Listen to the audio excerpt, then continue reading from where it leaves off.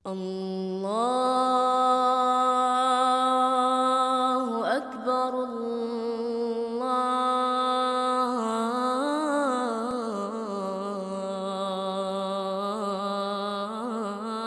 Akbar, Allahu Akbar,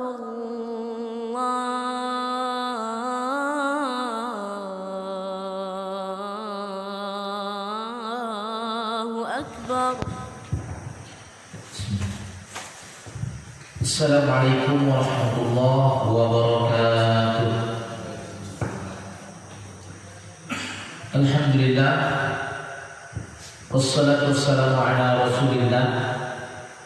Asyhadu an la ilaha illallah wahdahu la syarika lah, wa asyhadu anna Muhammadan abdullahi wa rasuluh. Allahumma salli wa sallim ala nabiyyina Muhammad. Bapak-bapak, ibu-ibu, jemaah sekalian yang bermudah dimuliakan Allah. Alhamdulillah, pagi ini kita bersyukur sekali karena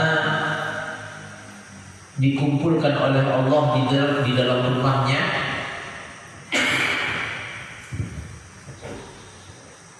Masjid Al-Aqabah 7. Dan ini merupakan nikmat yang terpilih. Nikmat itu banyak sekali. Allah berfirman, "Fa in ta'uddu ni'matallahi la tuhsuha." Allah berfirman, kalau kalian mau menghitung nikmat Allah, maka tidak akan terhitung. Nikmat Allah itu banyak sekali. Ada yang bersifat umum, ada yang bersifat khusus. Kalau umum, oksigen, muslim, kafir, tukang judi, orang sholat, semua dapat. Itu nikmat yang umum. Nikmat penglihatan, nikmat pendengaran, pada umumnya semua dapat.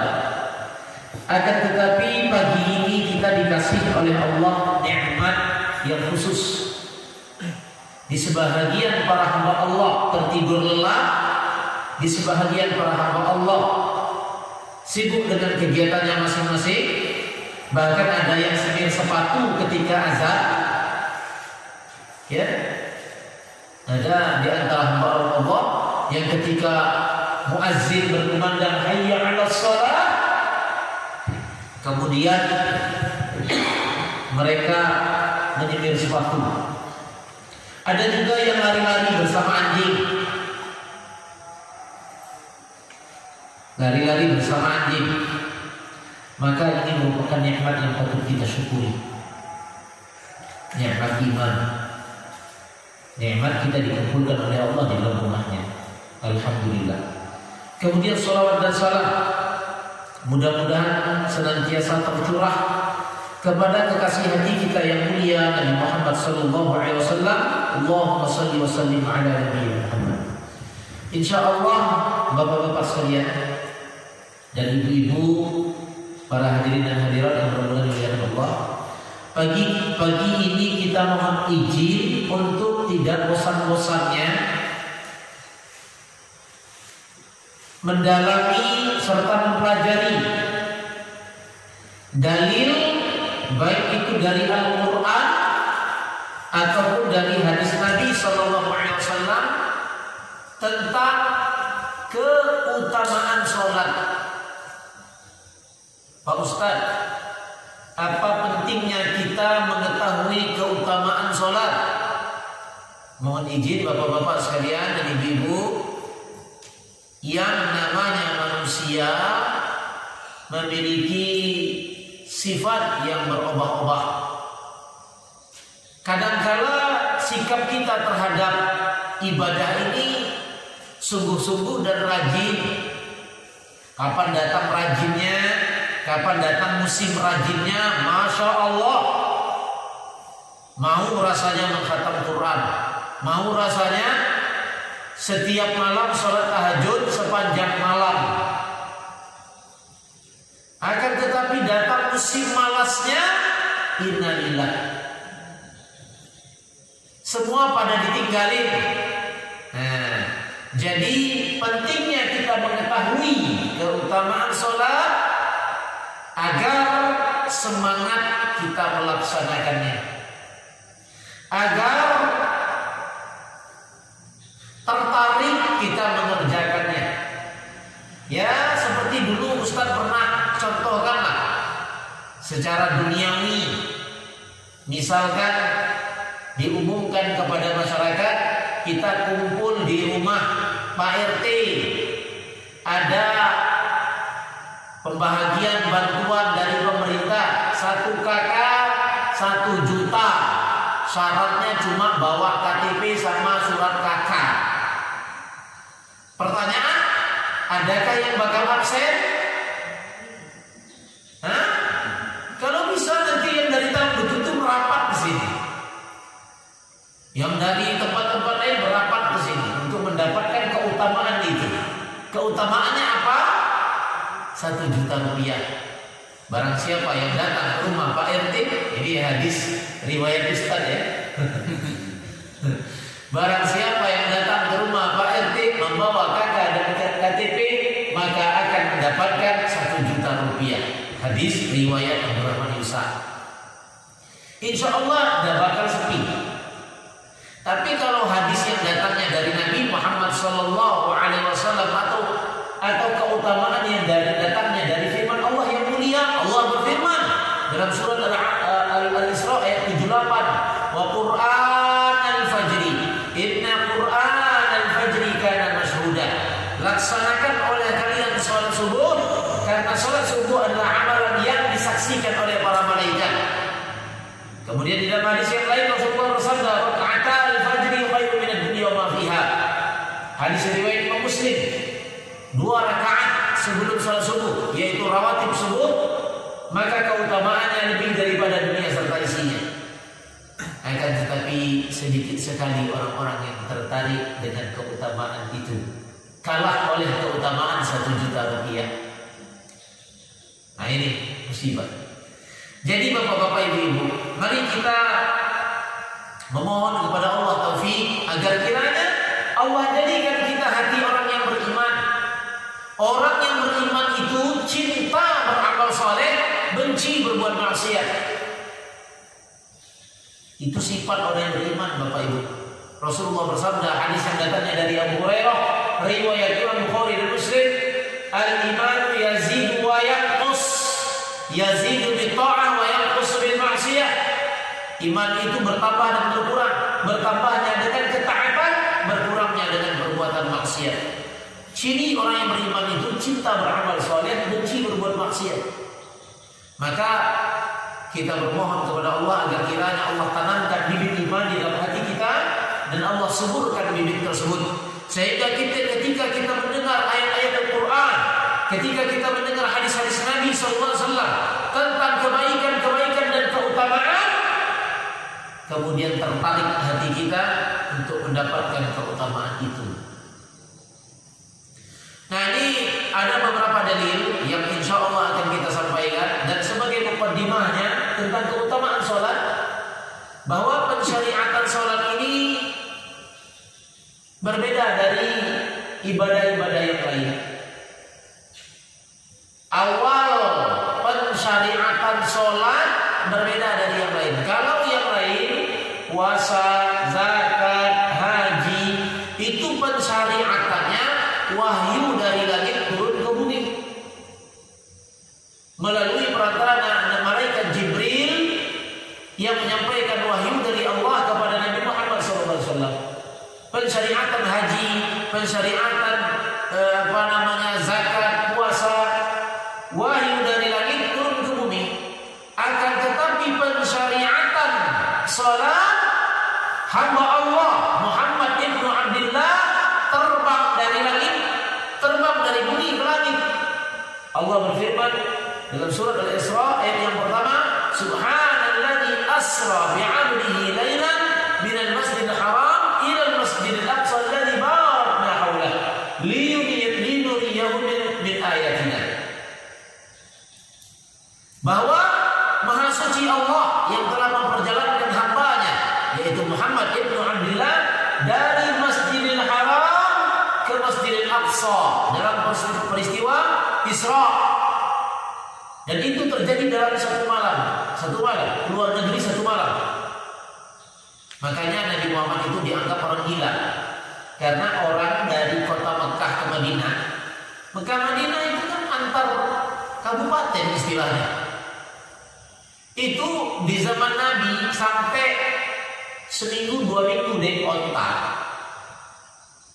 Dan kendaraan yang tercanggih ketika itu ya onta kuda keledai. Belum ada sepeda motor, pesawat. Makanya Muhammad itu dianggap gila. Kenapa? Mana ada manusia bisa berangkat dari kota Mekah ke Palestina, ke luar negeri satu malam. Nah, itulah kenapa Abu Bakar itu dikatakan As-Siddiq. Datang orang-orang kafir Quraisy kepada Abu Bakar, Abu Bakar, ngapo kawan kau lagi lo? Siapa? Muhammad. Ngapo? Ujinya berangkat dari kota Mekah ke Palestina satu malam. Apa kata Abu Bakar As-Siddiq? Kalau memang seperti itu yang dikatakan oleh Nabi Muhammad SAW, maka lebih sulit daripada itu saya akan mempercayainya. Kalau ada yang lebih sulit daripada itu, demi Allah saya percaya. As-Siddiq, orang yang membenarkan. Jadi, Masya Allah. Maka itulah awal pensyariatan salat. Nabi Muhammad SAW terbang dari Palestina, Mi'raj ke Sidratul Muntaha. Sidratul Muntaha itu tempat yang paling akhir. Maka salat dari sisi pensyariatannya istimewa. Kemudian beberapa dalil yang berbicara tentang salat, Masya Allah ya. Mari kita lihat. Yang pertama, Allah Subhanahu wa ta'ala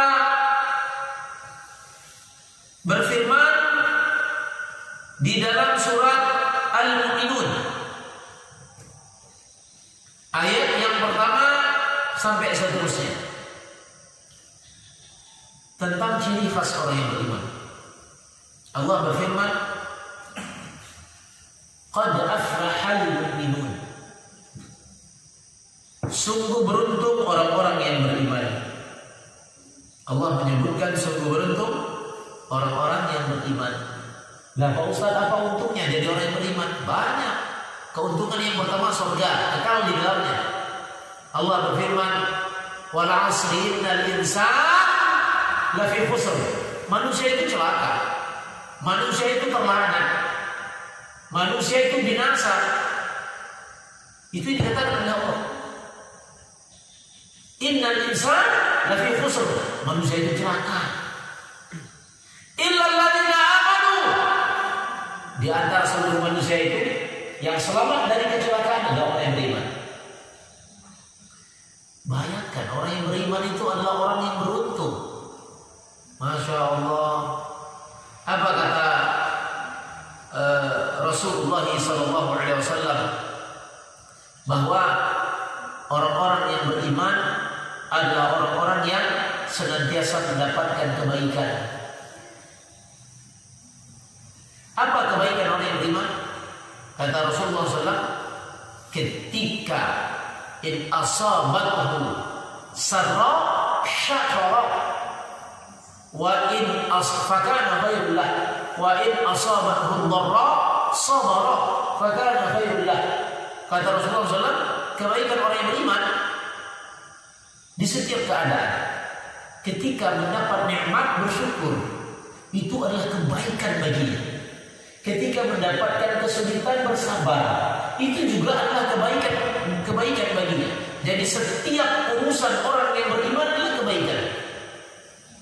Orang yang beriman itu di segala keadaannya kebaikan.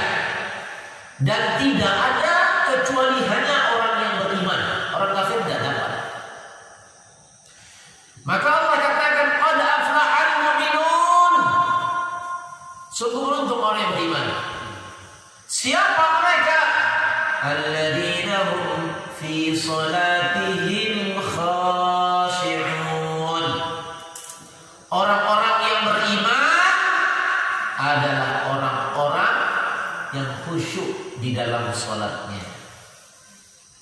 Orang-orang yang khusyuk di dalam salatnya, artinya ciri orang yang beriman itu orang yang salat. Betapa banyak orang-orang yang mengaku beriman, Allah katakan mereka bukan orang yang beriman. Dalam surat Al-Baqarah ayat 8, wa minan nasi man yaqulu amanna billahi wa bil yaumil akhir. Dan ada di kalangan orang-orang dan ada di kalangan manusia mengatakan kami beriman kepada Allah, kami beriman kepada hari akhir. Lalu Allah berfirman, wa ma hum bimu'minin. Mereka bukan orang yang beriman. Kenapa? Karena mereka bukanlah orang-orang yang menjalankan perintah Allah. Apa di antaranya sholat? Betapa banyak orang Islam tidak sholat. Banyak loh orang Islam tidak sholat. Buktinya sekarang. Oh Pak Ustaz, barangkali sholat di rumah. Pertama, ya ini prediksi. Oke lah sholat di rumah. Alhamdulillah masih sholat. Kalaupun sholat kata Rasulullah SAW dari Ibnu Abbas. Ibnu Abbas berkata Rasulullah bersabda, la sholata liman sami'an nida'a wa lam yatihi illa bi'udhrin. Tidak sempurna sholat seseorang ketika dia mendengar azan lalu ia tidak mendatanginya kecuali ada uzur, sakit, hujan lebat, dalam perjalanan, atau yang lain-lain, atau menahan dua hadas, atau sedang dihidangkan makanan, ada uzur. Maka ciri orang yang beriman adalah orang yang sholat. Tidakkah Allah telah berfirman dalam surat At-Taubah ayat 18, innama ya'muru masajidallah man amana billah wal yawmil akhir wa aqamus shalah. At-Taubah ayat 18. Sesungguhnya orang-orang yang memakmurkan masjid, meramaikan masjid, ada orang-orang yang beriman kepada Allah, beriman kepada hari akhir. Wa aqamus shalah, mereka mendirikan salat. Jadi mohon maaf, identitas seorang mukmin bukan hanya terucap secara lisan, tapi tampak dalam perbuatan. Kalau hanya secara lisan, banyak orang mengaku saya beriman, lalu Allah katakan kalian bukan orang yang beriman. Kenapa? Identitasnya lisan. Akan tetapi iman tuntutannya ucapan, tuntutannya keyakinan, dan tuntutannya perbuatan. Jadi ini yang didefinisi oleh para ulama. Iman diucapkan dengan lisan, diyakini dengan hati, dilakukan dengan perbuatan. Makanya dalam masalah sholat ini bapak-bapak dan ibu-ibu menjadi perhatian kita semua, terutama para orang tua. Allah berfirman, "Muru auladakum shalah," perintahkan anak-anak kalian sholat. Wa hum sab'a sinin, umurnya 7 tahun. Kenapa Bapak Ibu? Karena anak bisa menjadi qurratu a'yun, bisa menjadi penyejuk jiwa, yang dikatakan oleh para ulama hadis bahwa makna anak-anak menjadi penyejuk jiwa ketika mereka taat kepada Allah. Banyak loh anak-anak yang menjadi bumerang bagi para orang tuanya. Contohnya dalam sejarah Nabi Nuh.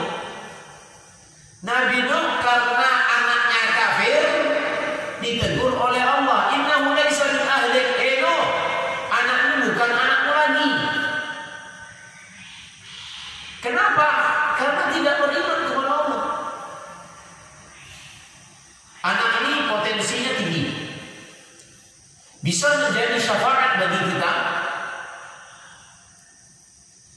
Kapan anak itu menjadi syafaat bagi kita? Ketika kita didik dengan cara yang baik, kita ajarkan sholat, kita ajarkan baca Quran, kita tuntut untuk beragama dengan benar, kita tuntut agar senantiasa taat kepada Allah, maka dia menjadi potensi yang baik sekali, bahkan penyebab bagi kita untuk masuk ke dalam surga.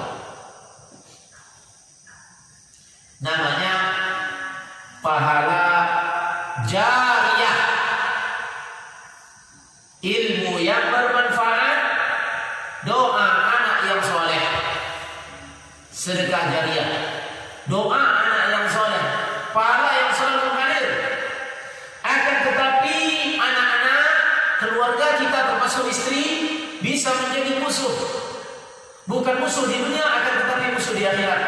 Allah berfirman dalam surat Abasa, fa idza ja'atis sakhah, dan ketika terjadi hari kiamat, yauma yafirrul mar'u min akhi, maka akan larilah antara saudara dengan saudaranya, mereka akan bertikai. Wa ummihi wa abi, orang tua akan bertikai dengan anaknya, anaknya akan bertikai kepada orang tua. Kenapa? Karena dasar kedekatan mereka di dunia bukanlah karena ketakwaan dan keimanan kepada Allah. Maka sholat ajarkan kepada anak, karena sholat ini merupakan ibadah yang paling pokok. Ya, kita kembali kepada keutamaan sholat. Maka orang yang beriman adalah orang yang sholat. Insya Allah, mudah-mudahan kita mohon kepada Allah, kita semua yang hadir dan seluruh masyarakat kita dan seluruh kaum muslimin kita doakan ketika kita berucap ya Allah kami beriman, lalu Allah menerima keimanan itu, dan kita berlindung kepada Allah dari ucapan ketika kita mengatakan ya Allah kami beriman, lalu Allah menjawab kalian bukan orang yang beriman karena kita tidak sholat. Waliyadzubillah. Ya, ini yang pertama. Kemudian yang kedua, bapak-bapak, ibu-ibu, jemaah sekalian.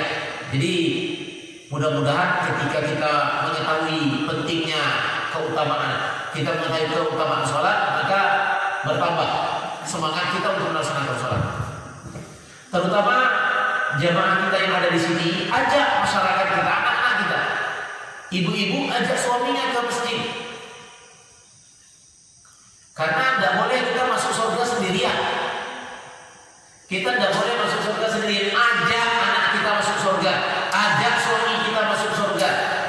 Tidakkah Allah telah berfirman dalam surat Ar-Ra'd ayat 22-23, amalan yang bisa memasukkan kita ke dalam surga bersama keluarga kita adalah sholat. Apa kata Allah dalam surat Ar-Ra'd? وَالَّذِينَ صَبَرُوا ابْتِغَاءَ وَجْهِ رَبِّهِمْ وَأَقَامُوا الصَّلَاةَ وَأَنفَقُوا مِمَّا رَزَقْنَاهُمْ سِرًّا وَعَلَانِيَةً وَيَدْرَؤُونَ بِالْحَسَنَةِ السَّيِّئَةَ أُولَٰئِكَ لَهُمْ عُقْبَى الدَّارِ جَنَّةُ عَدْنٍ يَدْخُلُونَهَا وَمَنْ صَلَحَ مِنْ آبَائِهِمْ وَأَزْوَاجِهِمْ وَذُرِّيَّتِهِمْ.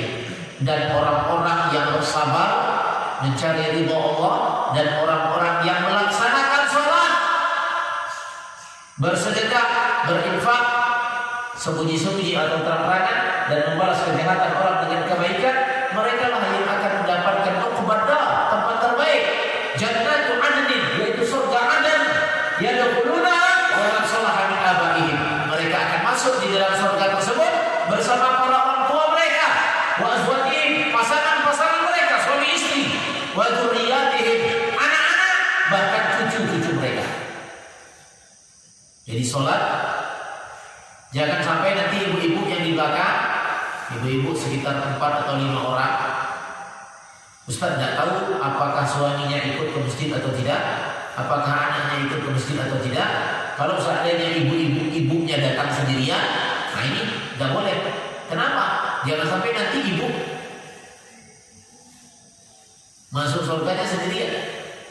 Kalau masuk surganya sendirian, nanti dikasih oleh Allah dengan suami yang lain, suaminya yang lain lagi. Pak Ustaz, bisa enggak kita suami di dunia, suami di akhirat, istri di dunia, istri di akhirat? Bisa, kalau sama-sama masuk surga. Seperti Nabi Adam dan Hawa, uskun anta wa zawjuka lil jannah. Ya wahai Adam, tinggallah engkau di surga bersama istrimu. Nah, kalau kita masuk surga, pasangan kita enggak, gimana mau jadi suami istri? Nanti dikasih oleh Allah suami, tapi suami yang lain. Makanya ajak ke masjid. Dan innalillah, jangan sampai musibah yang paling besar kalau keluarga kita tidak sholat. Itulah yang saya sampaikan tadi. Ironi sekali kalau seandainya kita mendengar keutamaan suatu perkumpulan, kita kumpul di rumah Pak RT, keutamaannya dapat 1 juta, semua pada kumpul. Lah giliran kita keutamaannya sholat di masjid, sholat kita berkumpul di masjid sholat berjamaah, keutamaannya surga, kemudian tidak pada kumpul. Nah ini kok sepi, padahal keutamaannya surga. Keutamaannya surga. Allah katakan jannatu adnin yadkhulunaha, mereka akan masuk dalam surga. Kok di masjid pada sepi? Padahal keutamaannya surga. Nah giliran ke rumah Pak RT, keutamaannya 1 juta atau sembako barangkali, pada kumpul semua. Bahkan RT tetangga pada datang. Nah inilah pentingnya kita mengetahui keutamaan melaksanakan ibadah sholat. Berikutnya keutamaan yang lain. Keutamaan yang lain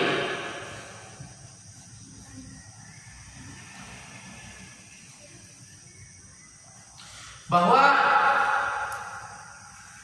Allah Subhanahu wa taala menyebutkan di dalam lisan Nabi Muhammad SAW, dalam hadis Nabi SAW dari Abu Hurairah, Rasulullah bersabda, inna awwala ma yuhasabu bihi al-'abdu yawm al-qiyamah min 'amalihi salatuhu, fa in salahat faqad aflaha wa anjah, wa in fasadat faqad khaba wa khasira. Kata Rasulullah, pada hari kiamat nanti amalan yang paling pertama dihitung oleh Allah adalah sholat. Apabila sholatnya baik, maka orang tersebut selamat. Apabila sholatnya rusak, maka orang tersebut celaka dan binasa. Umat Islam kan sering diiming-imingi amalan kan. Amalkan ini masuk surga. Baca apa ya? Baca ayat kursi 100 kali masuk surga. Kan banyak umat Islam diiming-imingi yang kayak gitu. Jihad ke sana, jihad ke sini masuk surga. Nah di sini bukan perkataan orang, bukan perkataan ustaz, bukan perkataan kiai, bukan perkataan ulama, akan tetapi perkataan Rasulullah SAW, bahwa Rasulullah bersabda, ibadah yang paling pertama dihitung oleh Allah sholat. Apabila sholat kita baik, maka selamat. Masya Allah. Jadi tidak sulit, Allah tidak menyulitkan kita untuk mencari surga. Tidak perlu susah-susah. Ada loh orang cari surga ke tengah hutan. Ada orang yang cari surga ke tengah hutan, survive di sana, mempersiapkan diri untuk menghadap Dajjal. Ada juga orang yang mencari surga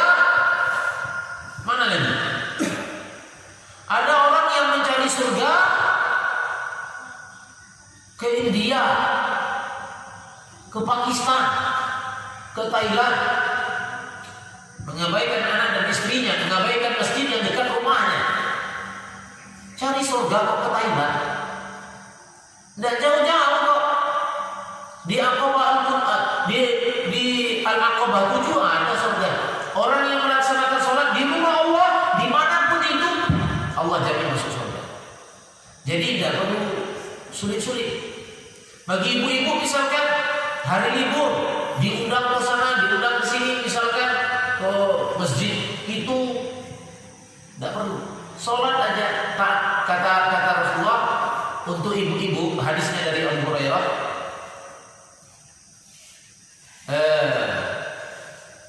Kata Rasulullah SAW, ada 4 amalan yang apabila dilaksanakan oleh ibu-ibu, jaminannya surga. Apa kata Rasulullah? Idza shallatil mar'atu khamsaha wa shamat shahraha wa ata'at ba'laha qila laha udkhulil jannah min ayyi abwabil jannati syi'ti. Apa kata Rasulullah? Perempuan manapun yang apabila sholat 5 waktu, puasa di bulan Ramadan, menjaga kehormatannya, taat kepada suaminya, 4 amalan. Pertama sholat, kedua puasa, ketiga taat suami, keempat menjaga kehormatan.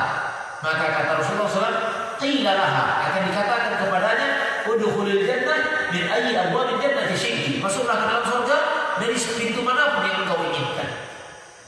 Jadi tidak sulit-sulit. Tidak perlu kita cari surga ke Jakarta misalkan. Tidak perlu kita cari surga kemana-mana. Ya ke masjid inilah. Di rumah Allah melaksanakan sholat. Karena ibadah yang utama, ibadah prioritas, ibadah yang paling penting itu sholat. Makanya rukun Islam yang 5, sholat. Lah kalau seandainya kita rajin sedekah, rajin nyantunin anak yatim, ya, rajin berbuat baik kepada tetangga, tapi tidak sholat, ini tidak logis. Tidak dapat jaminan dari Allah. Tidak dapat jaminan dari Allah. Karena kata Ustaz Syafiq, tidak pantas bagi manusia baik kepada sesama manusia, tetapi tidak baik kepada Allah. Pak Ustaz, bagaimana caranya kita berbuat baik kepada Allah? Tunaikan hak-haknya. Di antara haknya adalah kita ibadahi, melaksanakan sholat. Jadi kita melaksanakan sholat berarti kita menunaikan haknya Allah. Suami istri ada hak dan kewajiban. Hak, maka Rasulullah mengatakan itu adalah khinzib yang mengganggu kalian sholat. Maka apabila datang kepada kalian khinzib, kata Rasulullah SAW, ta'awwas, bacalah ta'awuz, a'udzu billahi minasyaitonir rajim, atau a'udzu billahi minasyaitonir rajim min hamzihi wa nafthihi wa nafthihi, kemudian meludah ke sebelah kiri bagian belakang dengan ludahan hembusan angin tanpa mengeluarkan liur 3 kali. Dan itu sunnah dari Nabi kita Muhammad SAW. Itu kalau misalkan kita lagi sholat mendapatkan gangguan. Tapi kalau sifatnya preventif, kalau tadi itu kan nanti ketika terjadi insidental. Tapi kalau yang preventif sebelum terjadi, maka kiat agar bisa khusyuk di dalam sholat.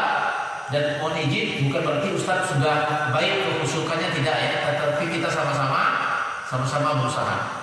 Ini dari Ustaz Firanda. Pertama, agar kita khusyuk di dalam sholat, upayakan ready standby sebelum azan dikumandangkan. Kalau antum jalankan ini, insya Allah terasa ya. Ustaz pernah merasakan. Jadi sebelum azan, misalkan 2 menit, 3 menit sebelum azan, kita sudah standby di masjid, sudah santai, wudhu sudah, doa keluar rumah sudah, doa masuk masjid sudah, sholat tahiyatul masjid sudah, nunggu azan. Jadi kondisi hati kita ketika itu memang benar-benar pure. Kondisi hati kita benar-benar pure, nggak kesana kesini. Ingat ya, isi hati kita ini dia akan menampakkan film-film dari apa yang kita lihat dan dari apa yang kita dengar. Kalau kita sudah ready, standby ketika akan sholat dari azan, insya Allah hati kita sudah mengarah kepada Allah. Tapi antum boleh coba, antum boleh bandingkan, dan ini dari Ustaz Firanda. Antum boleh coba, antum boleh bandingkan dengan ketika muazin sudah iqamah, antum masih wudhu. Allahu Akbar, Allahu Akbar, la ilaha illallah. Kita lagi wudhu. Kita masuk masjid, imam sudah baca setengah Al-Fatihah. Takbir, insya Allah itu isi hatinya agak goncang. Karena kita barusan melihat air, barusan melihat ini, lihat itu, terburu-buru, kemudian masih belum terkumpul, pikirannya belum terkumpul, masih kesana sini. Itu yang pertama. Antum boleh bandingkan nanti. Coba antum bandingkan sholat-sholat yang sebelumnya yang keadaannya belum ready, kemudian zuhur nanti antum coba sebelum sholat sudah ready, insya Allah. Itu yang pertama. Dan ini dari Ustaz Firanda, 4 kiat agar khusyuk. Pertama, yang pertama tadi sudah. Yang kedua, kiat agar mendapatkan khusyuan adalah hadirkan muraqabah. Muraqabah itu merasa diperhatikan Allah. Muraqabah itu merasa diperhatikan Allah. Coba antum menjadi imam. Sekali-sekali antum jadi imam. Bagaimana kualitas sholat antum ketika imam dengan kualitas sholat antum ketika di rumah? Kalau kita jadi imam, itu diperhatikan oleh seluruh makmum. Bacaan kita, gerakan kita. Tentu orang yang imam pasti dia akan memperbaiki bacaannya dan gerakannya. Orang ini. Kenapa? Yang memperhatikannya makmum dibanding kita sholat sendirian di rumah. Lalu bayangkan kalau seandainya kita sholat, hadir di dalam hati kita muraqabatullah, benar-benar kita diperhatikan oleh Allah. Kalau kita diperhatikan oleh manusia saja, kita memperbaiki sholat kita, lalu bagaimana dengan kita ketika merasa diperhatikan oleh Allah SWT? Makanya Rasulullah bersabda tentang ihsan. Ihsan itu tentang ihsan sempurna di dalam ibadah. Allahumma a'inni ala dzikrika wa syukrika wa husni ibadatik. Ihsan di dalam ibadah, sempurna dalam ibadah. Kalau ihsan kepada manusia, bagaimana caranya? Kalau ada datang orang datang ke kita cari alamat, Pak, di mana alamat ini? Oh, ini belok kiri, belok kanan, rumah nomor 3. Itu berbuat baik tapi tidak ihsan. Sekedar baik aja. Tapi kalau ihsan, Pak, ini mana rumah alamat ini di mana, Pak? Oh, ini ya. Oh, mari saya antar. Saya diantar sampai dapat rumah, sampai ketemu. Nah, Pak, ini rumahnya. Nah, itu ihsan. Maka ihsan dalam beribadah sempurna dalam ibadah. Maka sempurna ihsan dalam ibadah adalah kita, kata Rasulullah SAW, "Anta'budallah ka'annaka tarah, fa in lam takun tarah fa innahu yarah." Ihsan adalah engkau seolah-olah melihat Allah. Kalau tidak sanggup, maka engkau merasa yakin bahwa Allah melihat engkau. Artinya muraqabatullah. Yang kedua. Yang ketiga, upayakan mengerti bacaan sholat. Itu membantu. Itu yang ketiga ya. Yang ketiga, upayakan mengerti bacaan sholat, Al-Fatihah, zikir dan lain. Itu yang ketiga. Yang keempat, ingat, tidak akan tercapai kekhusyuan sholat sampai kita memenuhi syarat, rukun, serta sifat sholat Nabi. Mugola memanu kita nang sholat kita belum seperti sholat Nabi, tidak bakal kita itu khusyuk di dalam sholat. Ya, wallahu a'lam bishawab. Kira-kira seperti itu. Mungkin karena waktu kita mohon izin, insyaallah nanti setelah sekitar jam 9.30 kita insyaallah akan kajian lagi di sini dengan tema bertawakal kepada Allah. Mudah-mudahan teman-teman, bapak-bapak, ibu-ibu sekalian bisa hadir jam 9.30 nanti untuk kita sambil sholat duha, masing-masing sholat duha, kemudian kita menyampaikan tausiah. Semoga bermanfaat dan mohon maaf atas segala kekurangannya. Terima kasih atas segala perhatiannya. Subhanakallahumma bihamdika asyhadu an la ilaha illa anta astaghfiruka wa atubu ilaik. Assalamualaikum warahmatullahi wabarakatuh.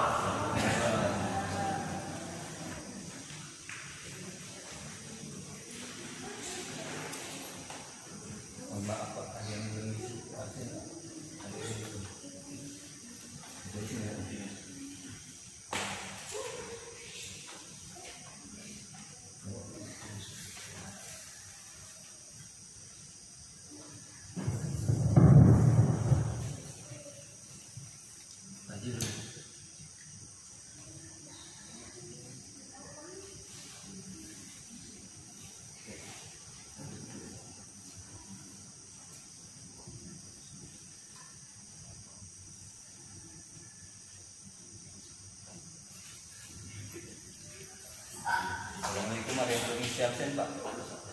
Siapa namanya Pak? Untuk akhir. Iya Pak. Iya. Siapa namanya?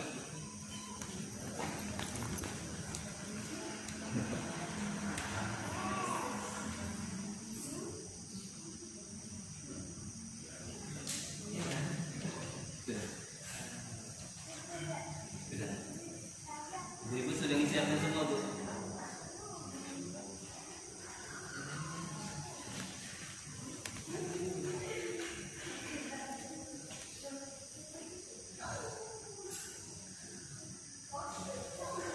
Ustaz, ada sampai 20 Ustaz nomor. Oh iya, kita sebut nomornya ya. Iya, Pak. Barakallahu fiik. Berapa nomor?